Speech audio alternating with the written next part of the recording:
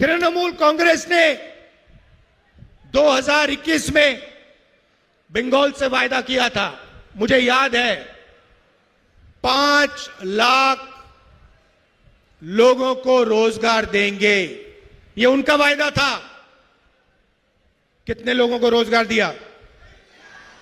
कितनी कंपनियां बंद हुई? कितने मैन्युफैक्चरिंग यूनिट बंद हुए? और अभी 84 लाख युवाओं ने अनएम्प्लॉयमेंट अलाउंस के लिए अप्लाई किया है। ममता जी कहती हैं 5 लाख युवाओं को मैं रोजगार दूंगी और 84 लाख युवाओं ने अनएम्प्लॉयमेंट अलाउंस मांगा है। मजाक हो रहा है बंगाल के साथ। बंगाल पहले इंडस्ट्रियल हब हुआ करता था, इंडस्ट्रियल सेंटर होता था। कम्युनिस्ट ने और उसके बाद ममता जी ने बंगाल की पूरी इंडस्ट्री को खत्म कर दिया, नष्ट कर दिया। नरेंद्र मोदी जी भ्रष्ट हैं। मैंने अदानी जी की बात की तो तृणमूल कांग्रेस भी भ्रष्टाचार की रेस में कम नहीं है। भाइयों और बहनों, Sharda chit fund scam, 17 lakh investors का पैसा, 1900 करोड़ रुपए उनको वापस नहीं दिया। Rose Valley chit fund scam, 31 lakh investors का पैसा लिया, 6,600 करोड़ रुपए अभी तक वापस नहीं दिए। Coal smuggling scam, illegal mining, transport, goonda tax collection होता है यहां पे ट्रांसपोर्टर्स और परचेजर्स से, और यहां पे बंगाल की जनता का फायदा नहीं होता है। यहां पे सिर्फ तृणमूल कांग्रेस का जो सिंडिकेट है उसको ये 24 घंटा पैसा देते रहते हैं, हिंसा फैलाते हैं, मारपीट करते हैं और झूठे वायदे। कैसे हैं आप लोग? सुनाई नहीं दिया? ठीक है आप लोग?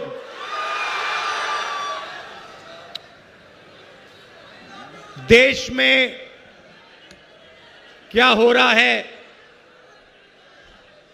वो आप बहुत अच्छी तरह समझते हो। आज अंबेडकर जी को हम याद करते हैं। अभी हमने अंबेडकर जी पर फूल चढ़ाए, उनकी फोटो पर फूल चढ़ाए। अंबेडकर जी ने, गांधी जी ने, नेहरू जी ने देश को संविधान दिया था, और आज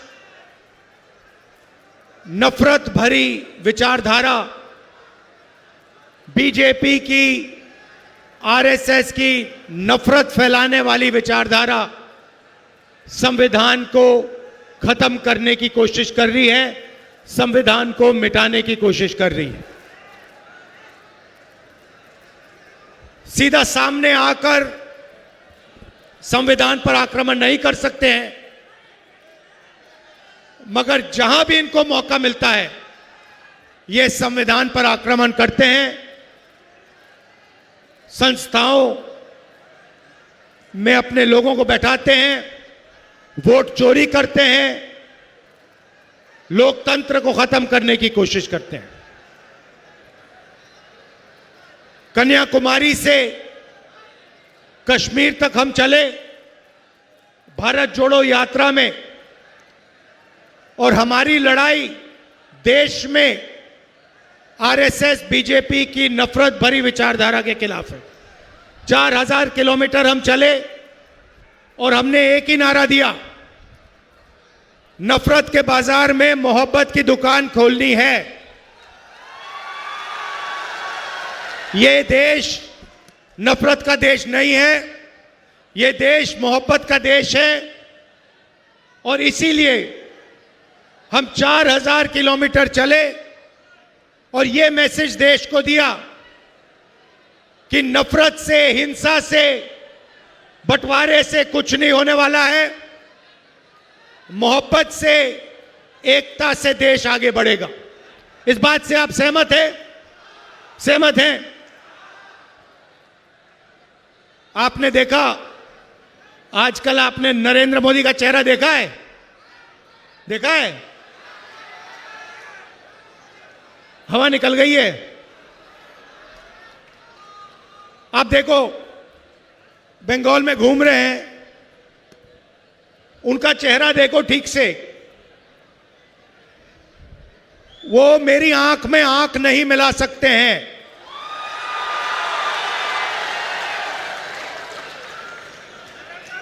वो पार्लियामेंट हाउस में, लोकसभा में डिबेट चल रही थी। जो यूएस डील की है नरेंद्र मोदी ने, अमेरिका और हिंदुस्तान का जो समझौता किया, उसके बारे में डिस्कशन चल रही थी। अच्छा, आप लोगों ने एप्स्टीन का नाम सुना है? आप जानते हो एप्स्टीन कौन है? जानते हो ना? एप्स्टीन फाइल्स के बारे में जानते हो? थोड़ा बता देता हूं, नरेंद्र मोदी जी भी सुन लें। एप्स्टीन फाइल्स, अमेरिका में 35 लाख फाइलें बंद पड़ी हैं। उसमें हिंदुस्तान के मंत्रियों का नाम,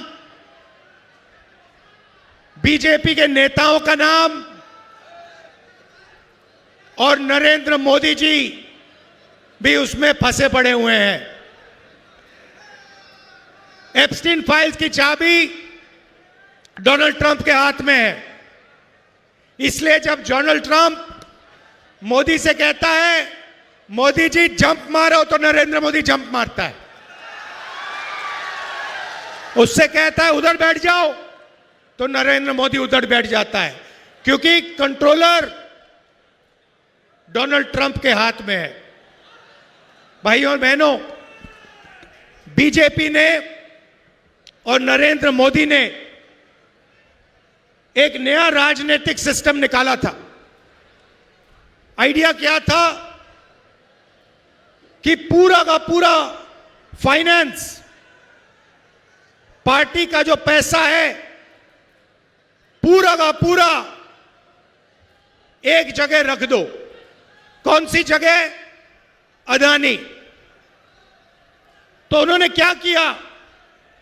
उन्होंने, नरेंद्र मोदी ने बीजेपी को अदानी कंपनी से जोड़ दिया। अदानी के लिए बीजेपी काम करवाती है और अदानी पैसा, सपोर्ट, मीडिया, फाइनेंस सारा का सारा बीजेपी को देती है। यह इनका सिस्टम है। तो सचमुच में यह अदानी कंपनी नहीं है, इसका नाम मोदानी कंपनी होना चाहिए। यह आधी अदानी की है और आधी ये मोदी की है। अब हुआ क्या? इन्होंने पूरा का पूरा फाइनेंस इस कंपनी में डाल दिया और डोनाल्ड ट्रंप और अमेरिका ने कंपनी को पकड़ लिया। अदानी पर अमेरिका में केस लगा दिया। आप पता नहीं जानते हो, नहीं जानते हो, अदानी के पास बहुत पैसा हो, अदानी बहुत अमीर हो, मगर अदानी हिंदुस्तान से आज बाहर नहीं जा सकता है। क्योंकि अगर अदानी बाहर जाएगा तो अमेरिका उसको पकड़ के अमेरिका ले जाएगा और फिर मोदी का जो गुब्बारा बनाया गया है, उसमें जो 10-15 साल से गैस भरी जा रही है, हवा भरी जा रही है, वो गुब्बारा फटाक से फटेगा। तो यह मैं आपको क्यों बता रहा हूं? क्योंकि नरेंद्र मोदी का पूरा कंट्रोल डोनाल्ड ट्रंप के हाथ में है। अब पार्लियामेंट की बात, लोकसभा में डिबेट चल रही, मेरा भाषण शुरू होता है, नरेंद्र मोदी देश से कहता है मेरी 56 इंच की छाती है। सुना आपने? 56 इंच की छाती है।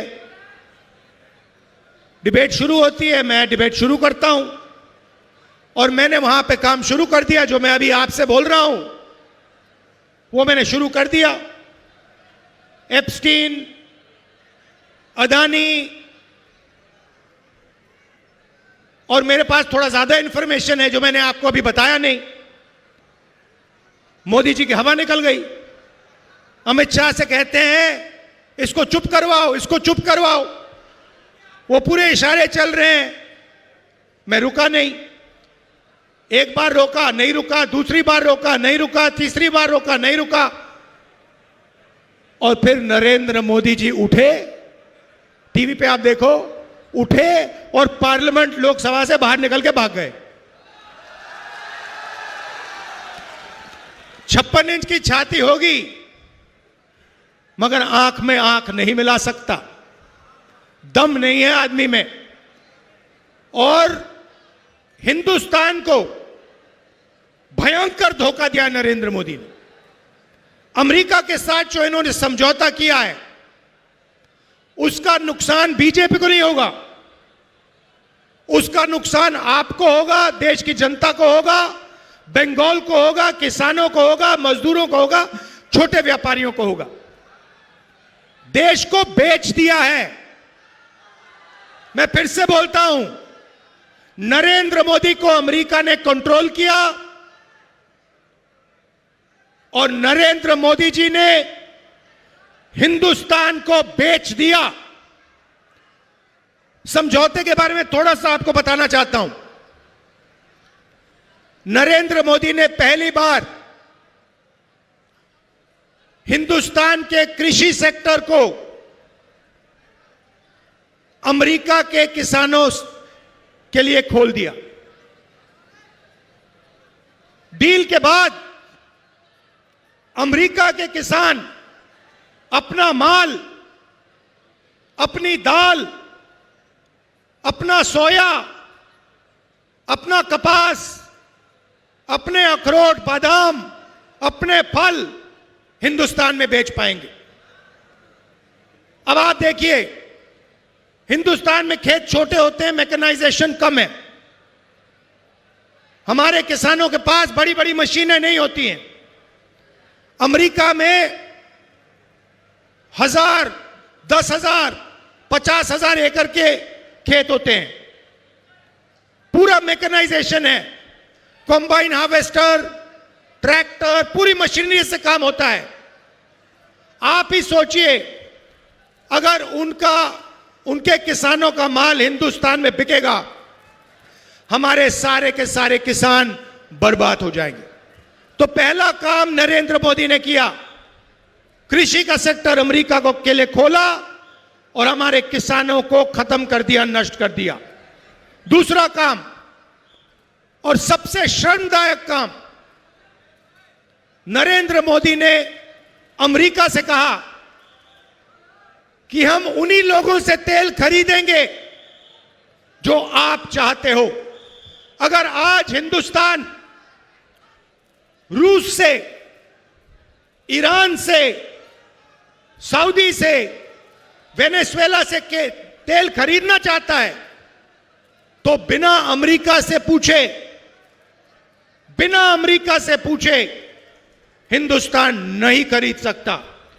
तो दूसरा काम नरेंद्र मोदी ने, हमारी जो एनर्जी सिक्योरिटी है वो अमेरिका के हाथों में कर दी। तीसरा काम भाइयों और बहनों, और जो यहां युवा लोग हैं, ये आप इसको समझोगे, हर रोज जब आप फोन चलाते हो, इंस्टाग्राम देखते हो, आप डेटा बनाते हो। डेटा 21वीं सदी का सबसे जरूरी चीज है। जो पहले देश की शक्ति तेल से बनती थी, पेट्रोलियम से बनती थी, अब देश की शक्ति डेटा से बनती है। भाइयों और बहनों, नरेंद्र मोदी ने हिंदुस्तान का डेटा अमेरिका के हवाले कर दिया। हिंदुस्तान का पूरा डेटा अमेरिका को पकड़ा दिया। जहां भी अमेरिका आपका डेटा रखना चाहे, चाहे वो मेडिकल डेटा हो, चाहे वो आपका आगे पीछे जाने का डेटा हो, चाहे वो आपकी बातचीत हो इंस्टाग्राम पे, व्हाट्सएप पे, सारा का सारा नरेंद्र मोदी ने अमेरिका के हवाले कर दिया। भाइयों और बहनों, वो इस डेटा को जहां भी रखना चाहते हैं वहां रख सकते हैं। हिंदुस्तान के बाहर रखना हो, अमेरिका में रखना हो, जहां भी रखना हो वो रख सकते हैं। ये नेशनल सिक्योरिटी के खिलाफ है। नरेंद्र मोदी ने हमारा डेटा दे दिया और नेशनल सिक्योरिटी को नरेंद्र मोदी ने भारी चोट पहुंचाई। भाइयों और बहनों, चौथा काम, नरेंद्र मोदी ने अमेरिका को कमिटमेंट दी कि हर साल हिंदुस्तान अमेरिका से 9.5 लाख करोड़ रुपए का माल खरीदेगा। 9.5 लाख करोड़ रुपए का माल हिंदुस्तान अमेरिका से खरीदेगा। तो आप सोचिए, हमारी छोटी जो फैक्ट्रियां हैं, मिडिल साइज की जो फैक्ट्रियां हैं, जो आर्थिक रीढ़ की हड्डी होती है, वो क्या करेंगे?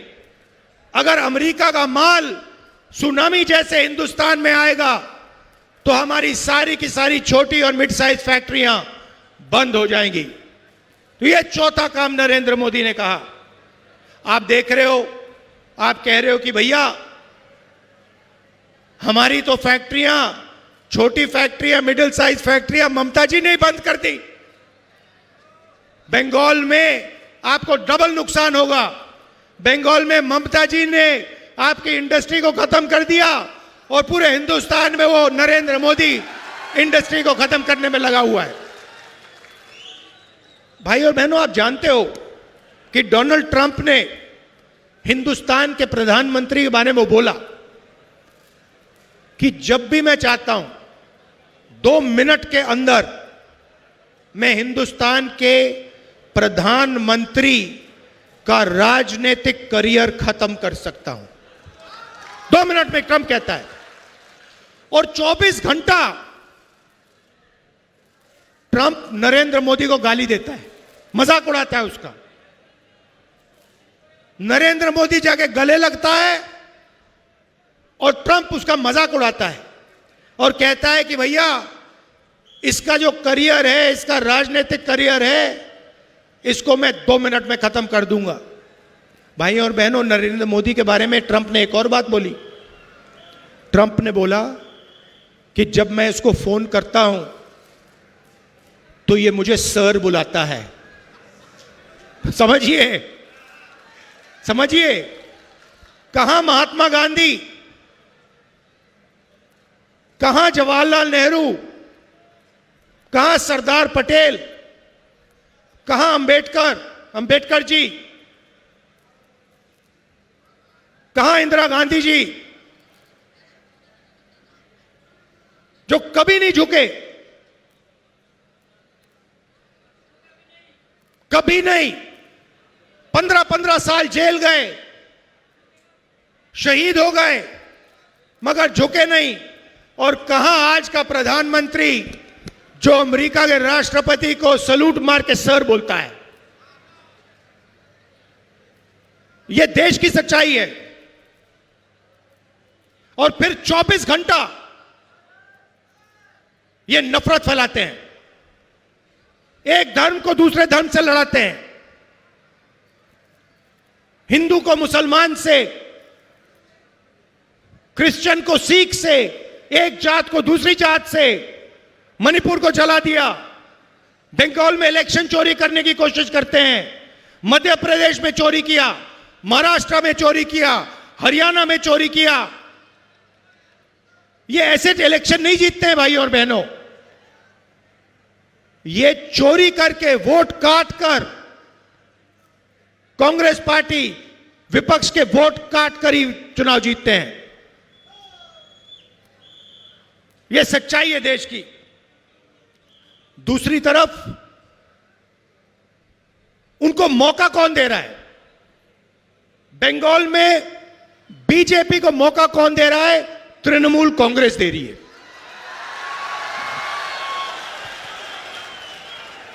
बीजेपी बंगाल को पैसा नहीं देती है।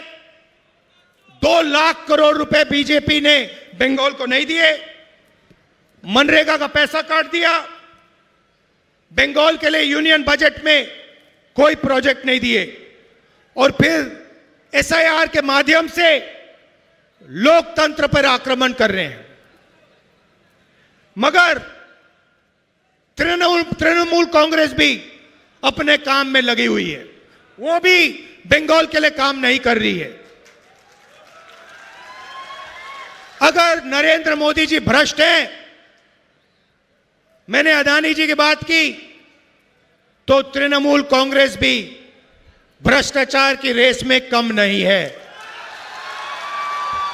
भाइयों और बहनों, Sharda chit fund scam, 17 lakh investors का पैसा,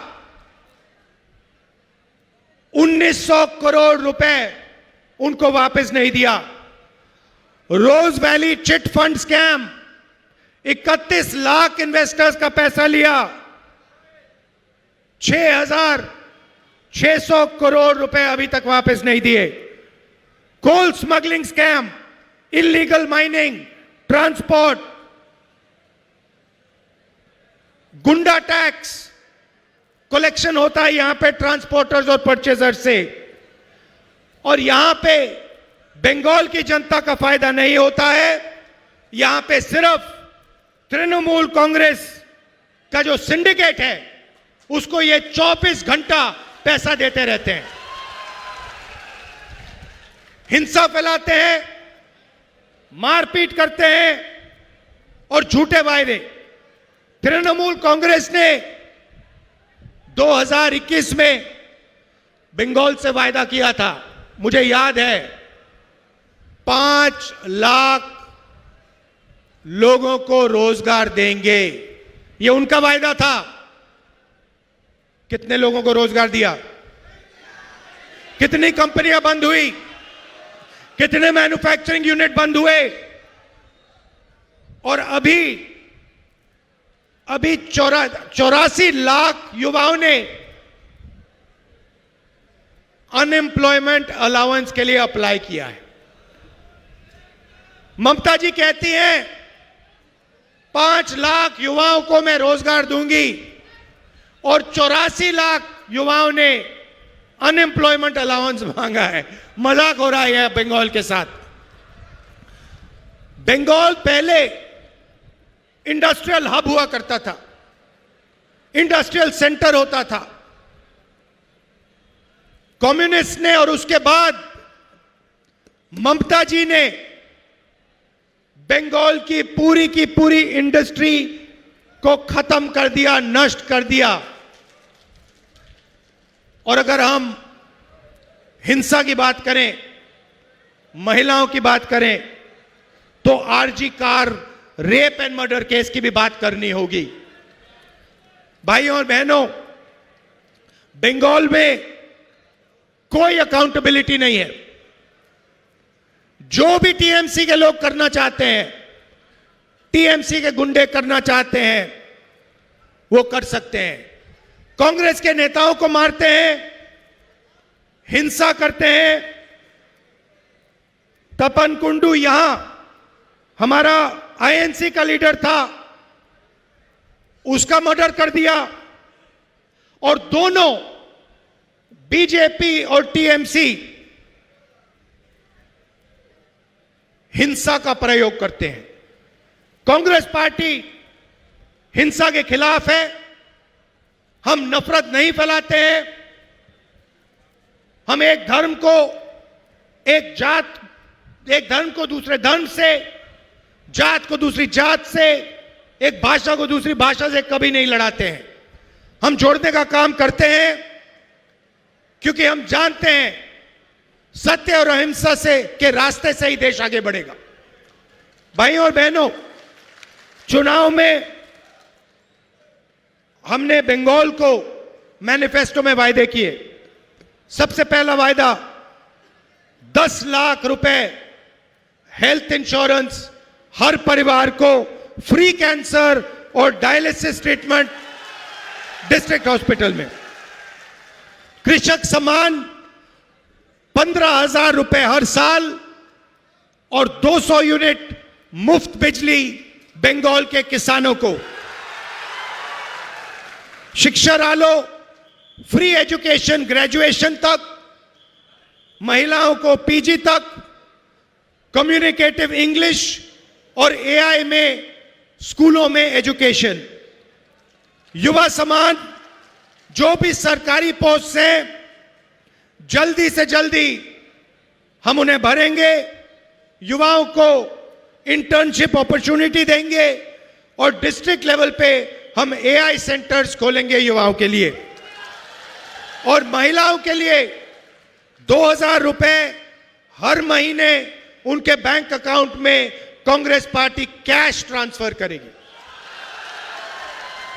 भाइयों और बहनों, दीपा जी ने प्रिय रंजन मुंशी जी के बारे में बोला, ये उनकी कर्म भूमि है और वो कांग्रेस पार्टी के बंगाल में सबसे बड़े नेता थे। आज हम उनका याद करते हैं, उनकी याद करते हैं। दुख की बात है कि अगर उनका देहांत नहीं होता तो मैं गारंटी कह सकता हूं आज बंगाल में कांग्रेस पार्टी की सरकार होती और प्रिय रंजन जी चीफ मिनिस्टर होते। भाइयों और बहनों, बंगाल में चुनाव हो रहा है। एक तरफ बीजेपी जिसकी नफरत भरी विचारधारा है, हिंसा फैलाती है, उनके प्रधानमंत्री कॉम्प्रोमाइज्ड हैं, उनकी तो बात ही नहीं करनी। दूसरी तरफ बंगाल में टीएमसी पार्टी जो बीजेपी के लिए रास्ता बना रही है, क्योंकि अगर टीएमसी ने अपना काम किया होता, आपको रोजगार दिया होता, नफरत नहीं फैलाई होती, तो यहां पे बीजेपी का कोई सवाल ही नहीं उठता। बीजेपी दिखती ही नहीं बंगाल में।